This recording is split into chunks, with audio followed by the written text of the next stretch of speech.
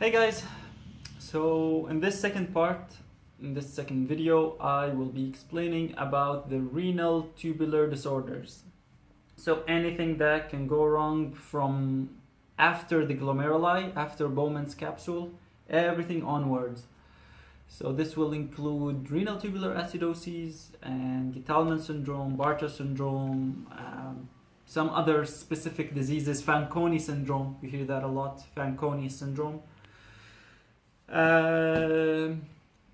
Yeah, okay, so let's get to it. That's it.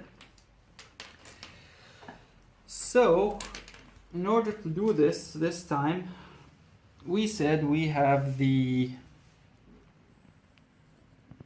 afferent, and then the glomeruli, and then the efferent. And here you have Bowman's capsule. Then you have the proximal,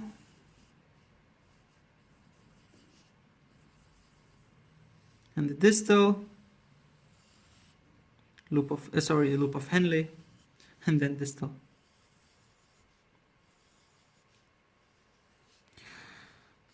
Okay, collecting ducts. All right, so when you start this topic, all you need to do is just divide it, right? So we have the, okay, here. So we have the proximal, we have the loop, and we have distal, and finally the collecting duct or collecting tubule. Now for proximal, we're gonna divide it into specific and non-specific. Okay? For the loop, we have almost just one disease, which is going to be Bartter Syndrome. And then for distal, we have few ones. Okay, we have the RTAs 1, 4, and we have Gitleman, in addition to Lidl and Gordon. Okay, let's start with the proximal one. So, starting with the specific, so we can have a proximal specific disorder. Like what? Just imagine if you have, here you got the lumen, and you got the proximal cell, and you got the blood side. So here, if you have, let's say, a transporter, giving any example, you may have the sodium glucose. You know, the glucose gets reabsorbed proximally. Sodium glucose, okay, by this transporter. This is the SGLT, could be SGLT1 or SGLT2. So you have here the SGLT, sodium glucose transporter 1 or 2. Okay, here, the black one here. So this glucose uses facilitated diffusion by sodium's gradient to go in. And then on the blood side, it gets reabsorbed by the GLUT. This one brings it in, and this is GLUT. Could be 1 or could be 2 also. Okay, wherever there's 1, there's GLUT1, SGLT2, there's 2. So what if you have any mutation that impedes or that affects the SGLT2? So this doesn't work anymore, and you lose sodium and you lose glucose. So this causes what? Glucosuria. So this is one example that I'm telling you. So you can have glucosuria, okay, meaning the loss of urine, the loss of glucose in urine, glucosuria, okay, or if there's any drug that inhibits the SGLT. For example, there are some diuretics that inhibit this one. I think it was for Sega, that one. So there are some drugs that inhibit this or inhibit this, or as we said, any mutation can cause the loss of glucose. So the proximal specific, you can lose glucose, okay? And these are the two, as we said, due to SGLT. Here I'm gonna write the cause. Okay, SGLT or GLUT transporter. Or we could lose something else, right? We could lose phosphate. Remember which one was the phosphate here? Look at this again. This is phosphate. So we can have NPT, the MPT disorder. Okay? So loss of phosphate due to MPT mutation or any drug or anything that inhibits the sodium phosphate transporter. What else could we lose? So in addition to these, we can lose anything that is, how to say, just one, for example, we can lose amino acids. Amino acids. If there is a transporter, simply like this, if there's a transporter that brings in amino acid with sodium, okay? So this is just another example. I'm just telling you the difference. Like here you can have heart-nut disease, like if we lose, for example, alpha amino acid, meaning this one that brings the alpha in, okay? This is really not important. So if you lose it, you can end up with something called heart-nut disease. Okay? So when we say proximal, it means there's a specific transporter that is affected, and due to this we have a loss in something, okay, specifically. What else could we lose? Okay, or you can have bicarbonaturia. Okay, we'll talk about this. This is basically RTA2. I'm going to talk about all the RTAs together so that we have one idea about all of them and you don't mix them up. So this was number one. Number one, proximal specific. Two, proximal non-specific. So you can have a proximal non-specific. This is just one disease. This disease is called Fanconi syndrome. Fanconi syndrome. Now, what is Fanconi syndrome? Imagine here that you have the cell, the lumen, okay, the lumen, and this has to be what? Proximal, okay, and the blood side. So let's say you have a transporter here that brings in a symporter, okay, a symporter that brings sodium and whatever. It can be amino acid, glucose, phosphate, whatever you want it, okay? I'm just gonna call it blah, okay? So you have sodium and blah coming in, okay? And then it's transported to the blood. What happens is there's altered permeability in the membrane that allows this blah to flow back outside. And then you lose blah in urine, okay? So the problem with Fanconi syndrome, it's non-specific because you can lose anything. It can manifest as a glucosuria, amino aciduria, bicarbonaturia, anything. And the reason of it is altered permeability in the proximal tubule membrane, cell membrane. Okay? What's the cause of it? This is always genetic. So it's not acquired. Okay? Always genetic. That's it. This is Fanconi syndrome. So it can look like a lot of stuff, but yeah, it's that simple. Okay? Moving on to the loop. So we finished 1, 2, now 3. Let's draw a line here. So 3 is the loop. Now you know how in DJs you have the DJ when they do loop, So it basically repeats like loop, loop, loop. So in order to memorize this one, you have to loop, okay? Let me try to find you a video here if I can find it. Okay, waiting for my laptop to respond.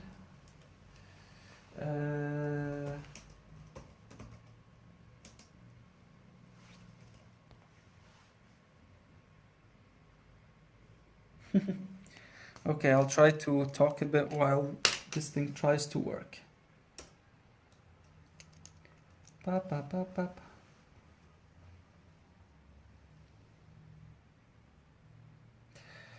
I should have prepared this before. So, for the loop, you have to keep looping, okay? And one time I watched this amazing video for Homer Simpson. You know the Simpsons? So, Homer Simpson always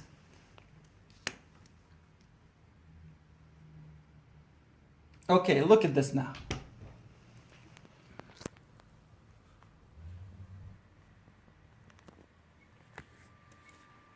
Is he gonna say it? Is he gonna say it?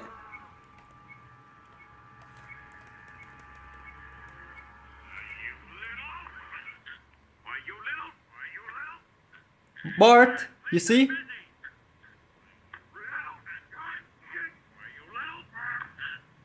You see that? Okay, so it keeps looping and it's always Bart, Bart, Bart. Okay? So in order for you to memorize it, you have to keep saying Bart, Bart, Bart. Okay? So when you loop, you repeat Bart, Bart, Bart. Okay, imagine him really angry. Now the problem with Bart, meaning Bartter syndrome. So Bartter's syndrome, as usual, you have the lumen. You have the blood side, and you have, which one is this? Since we say Bart, Bart, Bart, where it happens is also 3 letters. T, A, L. Okay? T, A, L. Thick ascending loop. So it's basically here in the loop of Henle, you have a thick ascending and you have thin ascending, okay? So you have a thick ascending and then you have thin ascending. Then it goes like this. So it's in the thick one, okay? So in the thick ascending loop, TAL3, okay? You have this nice transporter that brings in 3 electrolytes, okay? So it brings in sodium, potassium, and to balance it, 2 chloride, positive, positive, 2 negatives, it's all balanced, all good people, all good. And the problem in Bartter syndrome is if you have a drug that inhibits it or a mutation that causes abnormal in this symporter, okay, of NAK2Cl. So Bartter syndrome, the problem is NAK2Cl. What happens if you have loss of these? So if it doesn't work, then you lose them in urine. Then you are losing, so here are the consequences. So these are the causes. The causes are NAK2Cl mutation or inhibition by a drug. Now the consequences are as follows. So since you're losing sodium and chloride, so you have NaCl loss. What happens then? Meaning you will lose water with it. So you have H2O loss, and this causes hypovolemia, right? Hypovolemia. Then you need to activate RAS. So you activate the renin-angiotensin-aldosterone system. Correct? Now, if you activate, of course, when you activate it, it means that you're activating it more than the normal level, more than the average. Okay, so when aldosterone increases, what does this lead to? Check this out. This is the aldosterone, remember it? So this was aldosterone.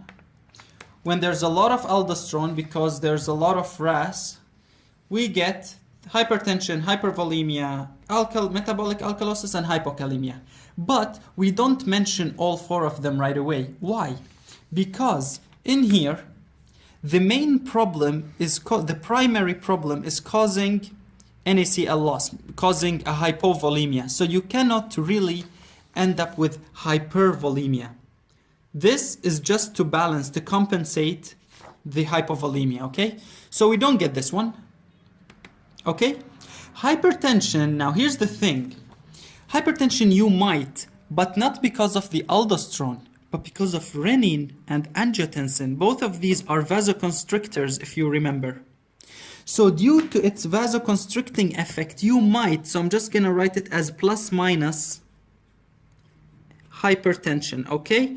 But it's not really a must in all people who have Bartter syndrome. So you don't get always hypertension. They might, and not due to hypervolemia or sodium, but because of the renin and the angiotensin, their vasoconstrictive effect. So you got hypertension, that's one. What else? And, okay, what did we say? You get H loss, right here. H is lost, so if you lose acid, you get alkalosis. So, and metabolic alkalosis, and because you're losing potassium, right? Hypokalemia. And hypo K. Further, because the same transporter makes you lose potassium, there's further hypokalemia. So the K plus loss also leads to hypokalemia, okay? Now, let me just continue about this thing here. Now, normally, I will extend the cell here, okay? I'll redraw it. So you have this transporter that brings in three stuff, okay? Should be longer. Okay, you have this transporter that brings in three stuff, okay? I'm not gonna make all of them, I'm just gonna put K here because I need it. So you have potassium in. In the normal cases, potassium flows in if this is working. In the normal cases, you have the leaky channels, these channels that let potassium flow out. So you usually have more of a gain of positivity here in the lumen, okay? In the lumen side, because they go in balanced, all of them are balanced, but then K goes out here, leaks on its own, just because potassium is increasing in the cell. So K goes out, and usually there is somewhat a positive charge in the lumen because of the work of these two together. But when it doesn't work, what happens? So because of, if there's no loss, it will become negative, right? So in Bartter, if it doesn't work, if the channel doesn't work, the one for the 3, then it will end up being negative, the lumen. What happens if you have negativity here? The calcium, this is one time we start mentioning calcium. Calcium usually flows in if this is a cell and this is another cell. Calcium, to be honest, it's not well understood yet of how calcium works, but some people say, or like some research says, it goes in the cell and then like intercellular. Some research says it's intracellular, okay? just like this, due to positivity or negativity. So if there's negative, then calcium will not flow in because it's attracted to the negativity here. Okay? And if it's attracted, then it stays in lumen, and what happens to it? It's lost. Okay? So here, as a concept, have calcium loss. So you have calcium loss, or you can call it calciuria, or another way of saying it is hypocalcemia.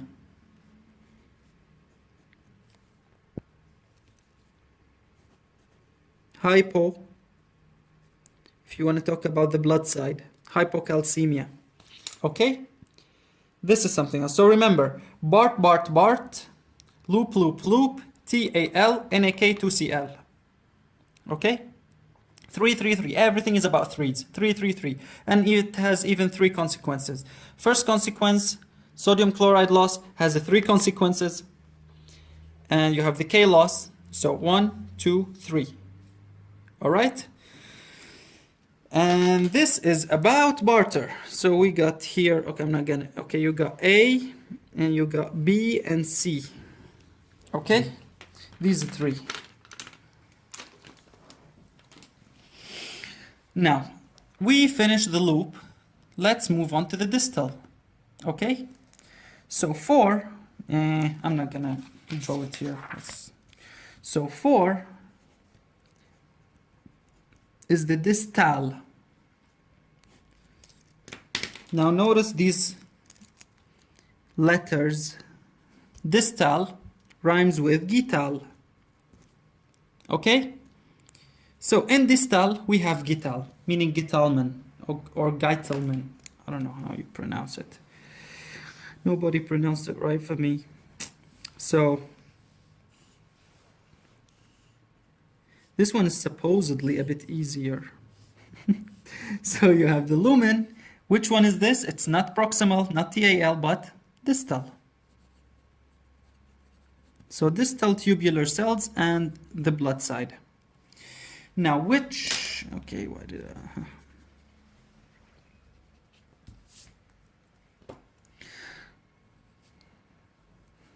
So we got this Gital, distal, of course, but it's man, right? This man is all about salt. This man is so salty.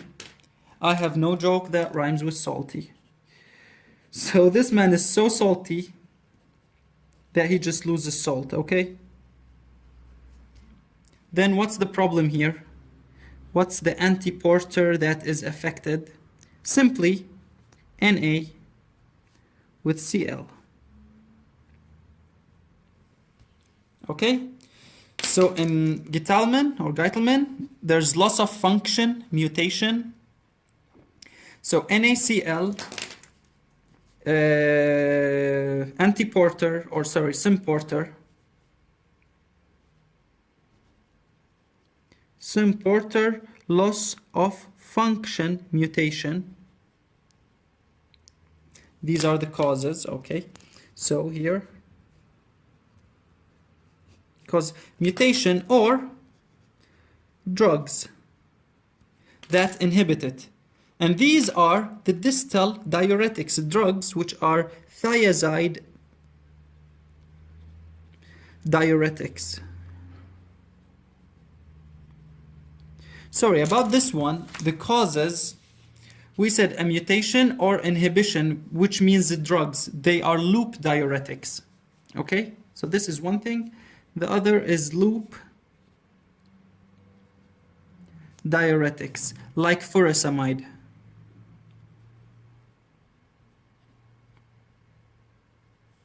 So these work on NaK2Cl. All right? Now, back to this one. So these are the causes. You got 1 or 2. So either a mutation or inhibition of it. What are the consequences? Same thing. NaCl loss, meaning water loss, hypovolemia, meaning you will activate RAS. Okay? If you activate RAS, three possible consequences. So you might have hypertension plus minus hypertension, right? You got metabolic, okay, I hope you don't get it, but we got metabolic alkalosis. And what's the last thing? Hypokalemia, hypokalemia, okay? Now, an additional consequence is, just because we're talking about distal tubule, there is a different transporter here. And this one is, okay, this is another one, okay. It is the sodium magnesium, okay? So this is a new idea. Now here, because there is loss of sodium and chloride and water with it, so you have a lot of, how to say, like there's, what they call it is a washout. So basically you have stuff and you have a washout. Where to write it here? So because these two are not functioning properly, this will not function properly. I know it sounds counterintuitive because you should say, I mean, you would be thinking, if we lose the sodium, shouldn't these try to compensate for it and reabsorb the sodium? Yes, it's true, but this is if this transporter was way distal after this problem. But if it's in the same cells, it's still in the distal tubule, it won't be able to compensate, because you need like a messenger, a message, like, you know how aldosterone is activated later due to this loss. So this doesn't work simply just because there's a gradient, but it actually malfunctions because there's a washout. There's water and sodium chloride, and it's taking out the sodium with it, and it's not allowing this to function normally. So this is another one, a new thing. You have the NAMG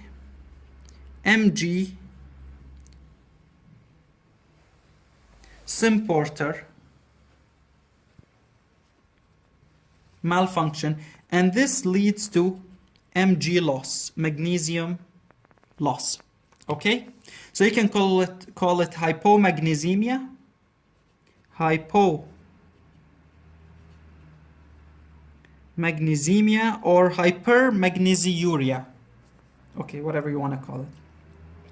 And now to our friend, the calcium. So here's calcium, and in the lumen we said we have Mg++, and we have Na plus with some chlorine negative. So positive, positive, positive, a lot of positivity. What happens to calcium? Runs away. So the calcium reabsorption will be more, okay? So increase, I'll make it in this color, okay? So increase lumen positive charge, positivity, positive charge will lead to high calcium reabsorption. Okay, so this means you have hypomagnesemia but hypercalcemia. Hypercalcemia, okay, or hypocalciuria, if you see it in the notes as such. All right, so this was about Gitleman. Okay. What else? Then in the distal, also distally, you don't only have Gitleman, but so let me make it as an, I don't know, like, so this is 4A Gitleman. Okay. B, since this one starts with a G, the other problem will start with a G, okay? And this is Gordon. Now, Gordon's syndrome is really simple. It's exactly the opposite. So the cause of it is NACL gain of function mutation. Okay? So meaning you have, what it means is, this leads to hypervolemia, You got hypertension and low RAS, because we really don't need to activate any RAS. Okay? So this is Gordon. That's it. This is all you need to know about it. It's NaCl, and because there's NaCl, a lot of reabsorption of it, they thought in the beginning that it was due to aldosterone. So they called it hyperaldosteronism or hyperaldosteronism, pseudoaldostronism. Many different names, but it's the same thing. Okay? So that's Gitleman and Gordon. The G's are exactly in the same place, same transporter, but opposite. One is loss of function. Okay, remember, loss of function. And one of them is gain of function, mutation. Okay. And also, so that's A and B and C. Also distally, you have RTA1 and you have RTA4. I'll explain about 1 later. Okay, 4 simply is called, this is equivalent to calling it hypoaldosteronism. Aldosterone. Okay, sorry, let's not make it hypo. I'll tell you why. Let's just say, how to make it like, basically you have decreased aldosterone effect. And this is because either you have really low aldosterone level or aldosterone resistance. So the receptor is not functioning. That's why I didn't want to write hypoaldosteronism, because it would indicate a low level. But it can be also aldosterone resistance. Okay? What happens with all of these? Oh, look at that. We already did it here. We already talked everything about aldosterone. In case it increases. Now let's just talk about it if it decreases and make 1, 2, 3, 4 all the opposite. So we have hypertension and hypervolemia. Then, as a consequence of RTA4, you have hypotension, hypovolemia. What else? We have alkalosis and hypokalemia. The opposite is acidosis and of course it's a metabolic acidosis, and hyperkalemia. Of course it's acidosis. Guys, don't you ever try to overthink it and say, oh, it's alkalosis. Guys, it's called RTA, renal tubular acidosis, okay? Or acidosis. Acidosis, definitely metabolic acidosis, okay? So, these are the, oh, still one more. Let's do Lidl, okay? Now Lidl, let's go to 5, okay, here. Number 5 is Liddle syndrome, okay? Lidl, if you know the shop Lidl, the German one, then you really know that it is the cheapest ever, okay?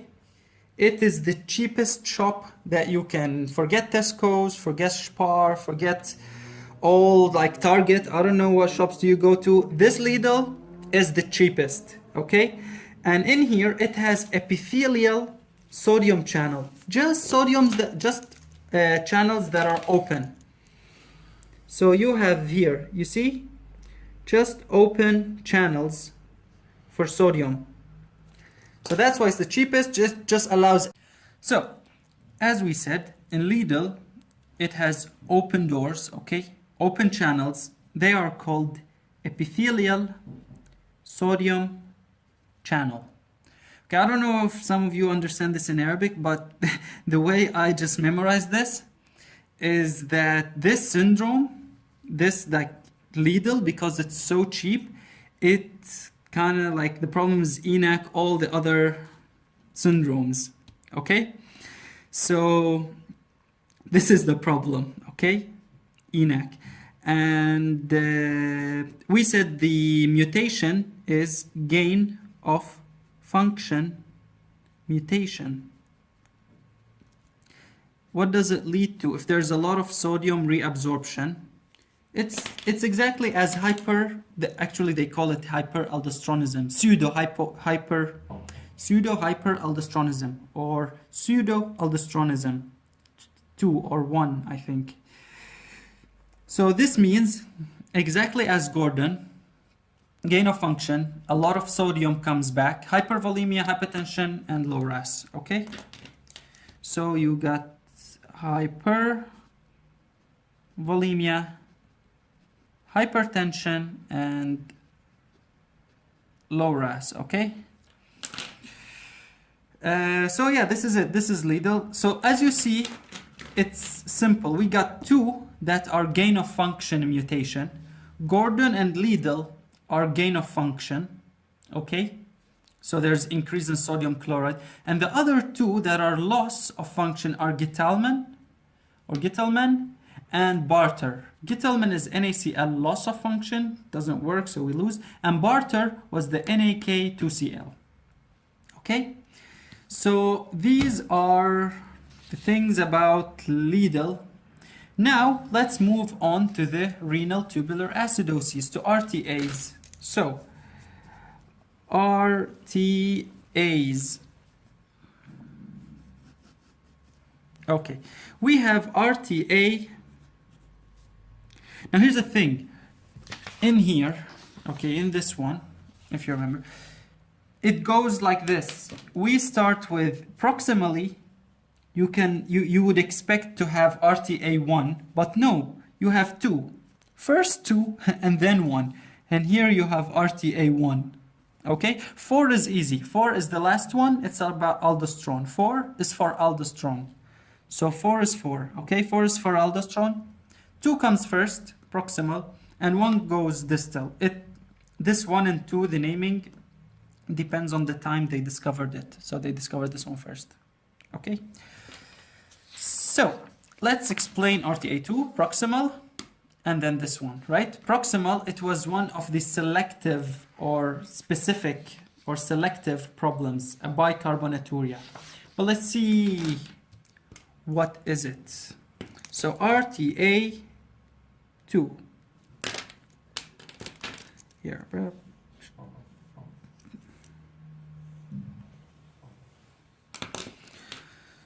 let's make the usual drawing.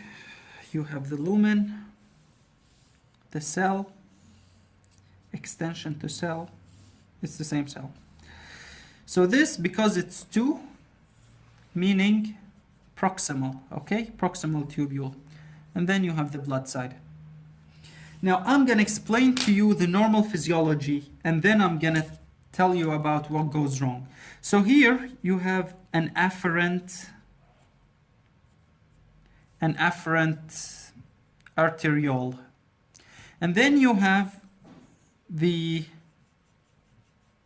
glomeruli, and then you have the efferent that goes like this, right? We said it goes around the tubules. So this is the efferent and this is the glomeruli. Now, naturally in the blood, we know that we have H plus and HCO3 negative. These two get filtered normally, okay, and they reach the lumen. Now once they reach the lumen, should have done it the opposite way. Okay, H plus and HCO3. It doesn't matter here, I'll rewrite it. So you have the H plus here and the bicarbonate, the negative. When they are here in the lumen, due to the existence of Ca, the carbonic anhydrase enzyme, they meet up and they form H2CO3. You know, this is the equation. This equation like exists everywhere. So you have H plus with HCO3 negative. They go back and forth, forming the carbonic acid, which is very unstable, H2CO3, which later gives you water and CO2, okay? Volatile gas. All right? So this thing, it can either go that way or it can go this way. So they meet and they form what? They form CO2 and they form water. Water goes in urine. Simple. Then CO2, because it's a gas, remember with ammonia, it can flow in easily into the cell because it's a gas, and the wall membrane is permeable to it, so it just flows in. Now what does it find in the cell? It finds again water. Remember, water is 60% intracellular. This is a cell. So inside the cell they meet up again and they form the same thing over and over again. So they form bicarbonate, negative, and H+. Now what's the use of all this trick? I like to call it trick. It's not really called a trick. Okay, now here H goes out, okay? This is the one you see.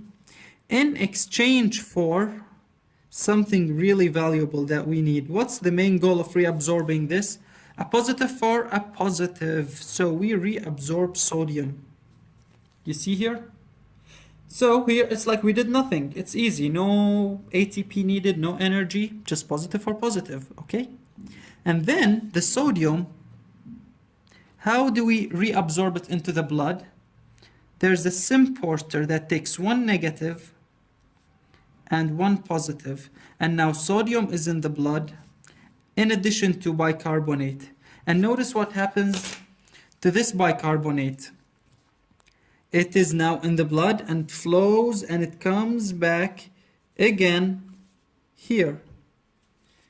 So you see, it's like a vicious cycle. It's a cycle that we're really not losing that much energy. But all of this trick is just to keep regaining and reabsorbing more and more and more sodium.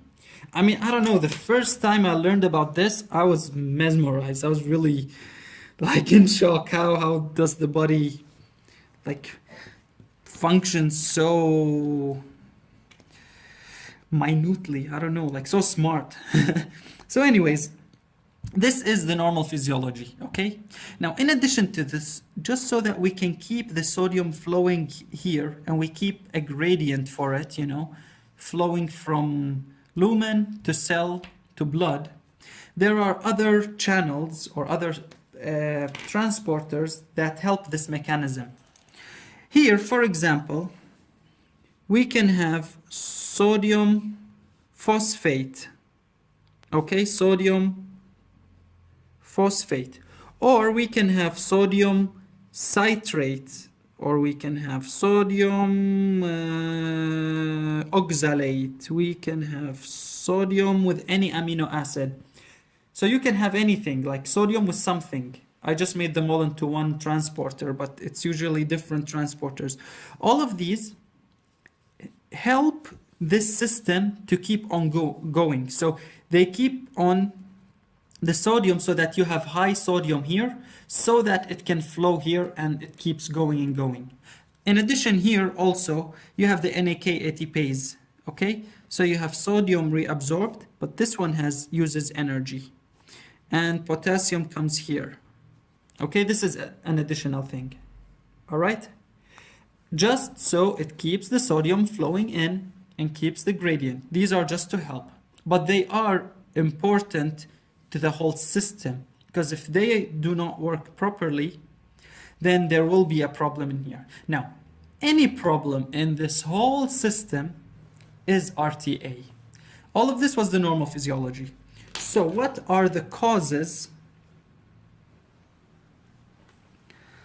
of RTA2? Let's take it step by step. First, we said the bicarbonate and the H+ go in. They are just ultrafiltrated. And they're here. Now, if you don't have carbonic anhydrase, they will not meet. And you will lose the H and you will lose the bicarbonate. Okay? But you know, here you already have these two and they're forming the H. So the H won't go out. Okay? Because usually it should go out. So that's why if H stays here and this bicarbonate is lost, that's why you have bicarbonaturia and acidosis. Okay, it's A. Renal tubular acidosis, so it's acidosis as always. But let's write it. So the first cause that we figured might go wrong is the Ca. So if you have carbonic anhydrase deficiency, you might have RTA2. Let's go on. You have these formed. This can flow in easily. Nothing wrong with that. By the way, inside, they also meet and they combine with the help of carbonic anhydrase. It exists here and here, in lumen and in the cell. Okay? Now, what if this thing doesn't work, the orange one? So, it can also go wrong. So, if you have NAH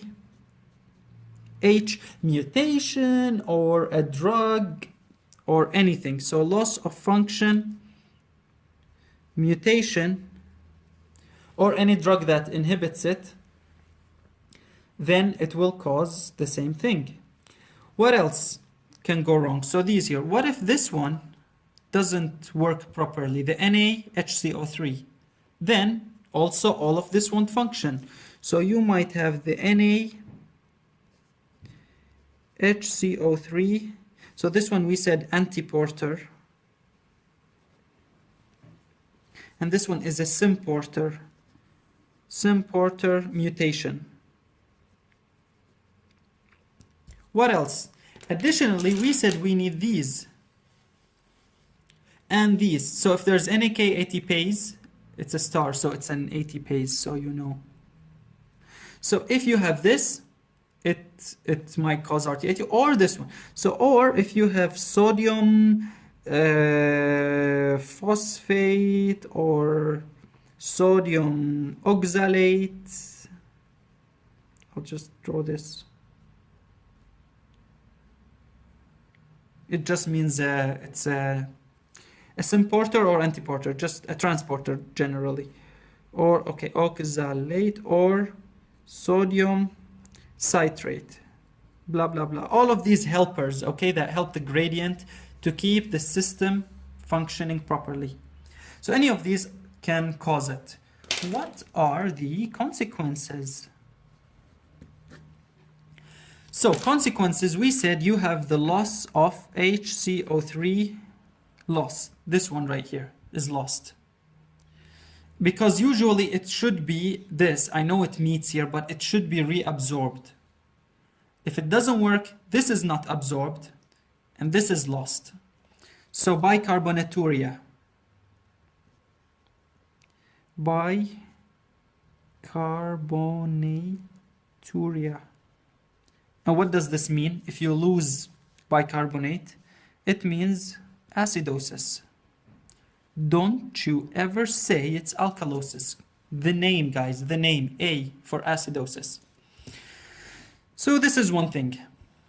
Another one is that you're losing what? You're supposed to reabsorb sodium, supposedly. But if it doesn't work, which is the main goal, the whole point of this, to reabsorb sodium, then you lose Na loss, sodium loss.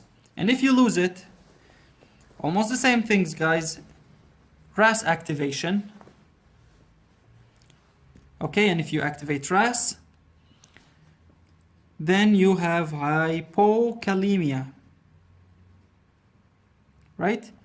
Now you can tell me, where is this one here? You can tell me we might have hypervolemia, but no, because the primary problem causes sodium with water loss, so hypovolemia. So you cannot choose the hypervolemia option. You can tell me hypertension. Nope. Main cause, we lose sodium. Okay. Okay. Maybe if there's renin and angiotensin effect, but this is always a plus minus. It's not constant in all patients. Hypokalemia, we do get it for sure. Okay. You're gonna tell me alkalosis? Hell no. Okay. There's no alkalosis because the main problem is one that causes the loss of bicarbonate. Okay, and the accumulation of H+. So acidosis, definitely. If anything, this aldosterone effect can maybe compensate it. Okay, But it's always, the primary problem always wins over the compensation. The body cannot, if you're talking about a disease, then it means it's over the compensatory phase. So it's decompensated. Anyway, so these are the consequences of this. Now, if this was the problem, one of these two, if this was the primary problem, then you'll have phosphate and oxalate. So you have phosphate or oxalate in urine. And what does this mean? Stone formation. Stone formation. So you might have nephrolithiasis. Okay? But if this one right here is the problem, then you still have a loss, and you still have acidosis, and you still have hypokalemia. But luckily for those people, because citrate inhibits the stone formation, remember this one prevents or protects against nephrolithiasis. I'm just changing the name so you have more vocab. Nephrolithiasis, okay? Or stone formation. So this one is good for it, luckily, but they still have other problems to complain of. So this is the RTA2. And that's it, okay? RTA2, you have a system, I like to call it the trick, because all of this system that's working is just a trick to keep reabsorbing sodium more and more and more and more, doing like nothingness here. Okay? Now RTA1, there's the pencil.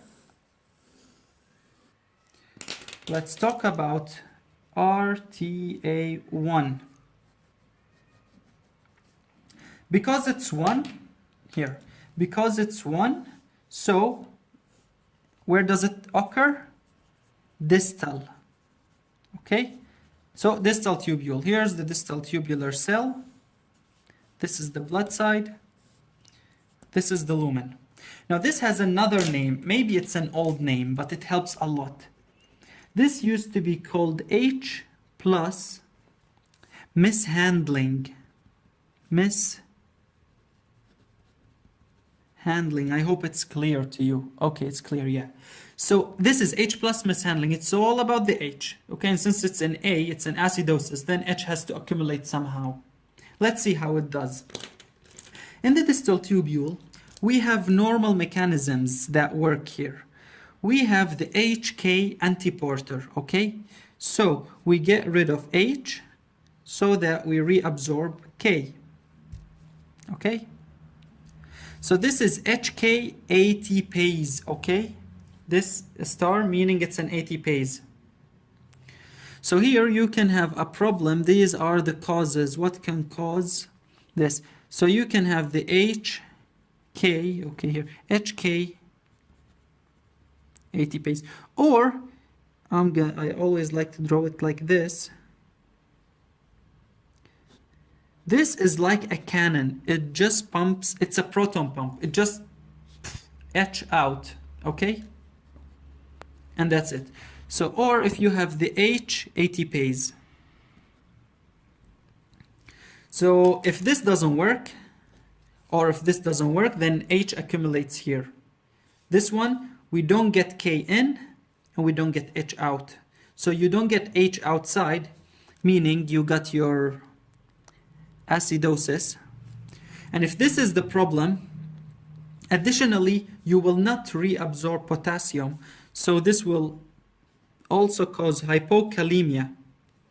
But if this is the cause, if this is the problem, then you won't have hypokalemia, you will have normal kalemia. So these are two causes, and there's a third one.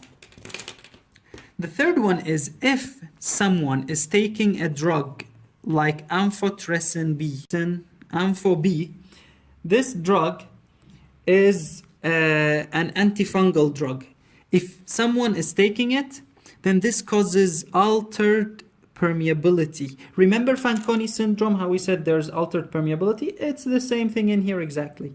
So taking amphotericin B causes altered permeability, And this leads to the H flowing back into the cell and staying here. You know, these two are ATPase, meaning they are pumping the H outside because it's high in here.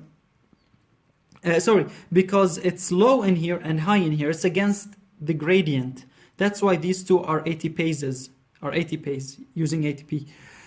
So if there's any leak in here, then the H will just flow back by its gradient.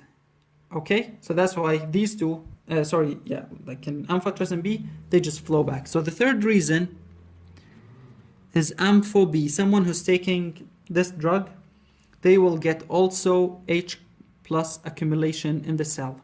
And this is it. These are the only three reasons about RTA1. And this is what it causes. It only has to do with H plus. And that's why you have the acidosis. Nothing about the RAS, renin-angiotensin-aldosterone system. Okay? Whew. So this was it. We started with some like general stuff about ammonia and phosphate. Okay? Ammonia and phosphate. Then we explained something about aldosterone. And we said if you learn aldosterone, then you already know RTA4, which is decreased aldosterone. Okay? And then in here, of course, they intertwine. They have some stuff in common. Proximal loop, distal, and collecting. Okay? Oh, sorry. In the collecting, yeah, we didn't do this one yet. In the collecting, it's very, very simple. The only disease you have, like two diseases, you have the ADH receptor, the antidiuretic hormone. Okay? Here's the pencil. So,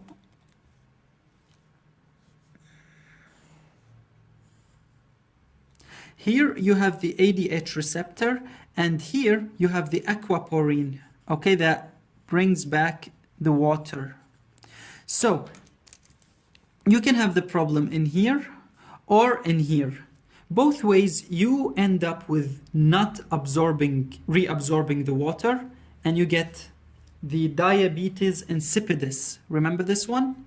So you can have a problem in AQP, aquaporine. Oh, sorry, it's here, aquaporine.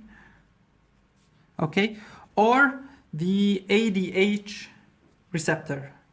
Okay, and this causes in either ways, either diabetes insipidus. So you have here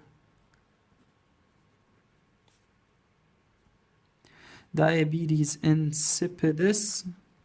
This is if it doesn't work well, but if it works too much, if there's a gain of function mutation, then you get the opposite one, which is called what?